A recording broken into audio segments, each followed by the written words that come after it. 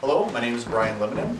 This is the 10 question speech for Communications 110. I'd like to introduce my audience, my daughter Brittany, my son Bradley, and my wife Brooke.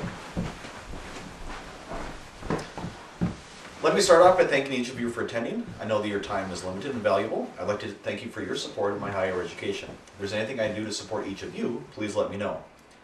As you know, my name is Brian Liminen. This is an introductory speech in which I was assigned to answer 10 questions out of a list of 20 in order to introduce myself to you as a group.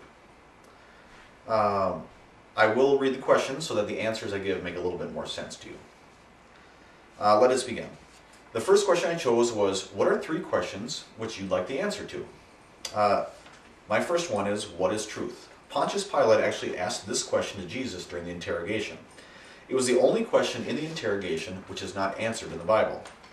I thought this was very insightful because Pontius Pilate was not only a powerful person, but he was also very well educated, intelligent, and very intellectual. It struck me that if he would ask this question, it must be an important question. Second question I chose, what is the cut card going to be in this game of cribbage? If I knew the answer, I could know what cards to throw in the crib. My third question is, what will my grade be on this speech? If I knew this answer, I would know if I'm doing things correctly or not. The second question I chose was, what 2 places would you most like to visit and why? The first place I would like to visit is Alaska. I would like to see the assortment of wildlife that we don't have here in the continental United States. Second place I would like to visit is China. Right now China is developing much the same way our Old West did in the 1800s. It's because of its resources and labor, it has the ability to become one of the world's next superpowers. And I would like to be there to witness this transformation.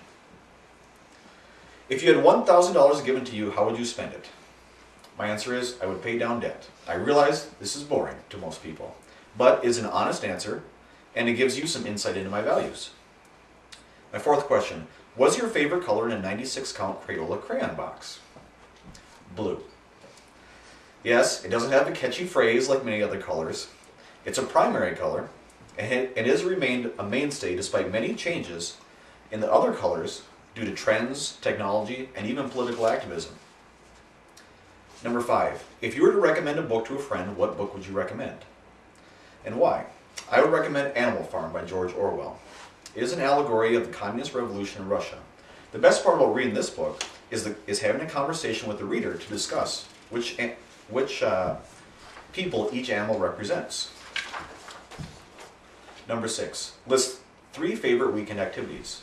As many of you know, hunting, fishing, and watching movies. Pretty straightforward. Number 7, what do you dislike most about college? My dislikes are actually not academic. What I dislike is the paperwork and administrative actions needed to register, pay for, and maintain my college endeavor. It seems to be a never-ending list of to-dos that are outside of normal coursework. Number 8, list 3 things you hope to accomplish before you die. Number 1, graduate with a bachelor's degree. Hopefully this will help me in that endeavor. Number 2, be promoted to first sergeant in the U.S. Army. Number 3, see my children grow into successful adults. Number 9, where, aside from class, is the last place on earth you'd like to be right now and why? Libya. It is in the middle of social and political unrest. I've seen that before, and it's not a good place to be. It brings out the worst in people. Number 10. If you could live at any time in history, past, present, or future, what time would you choose and why? I chose immediately after World War II. The U.S., at least, was in a state of victory, economic success, and relative stability.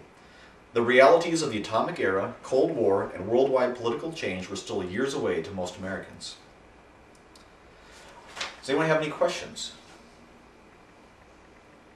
No? All right, if you do think of it, yes.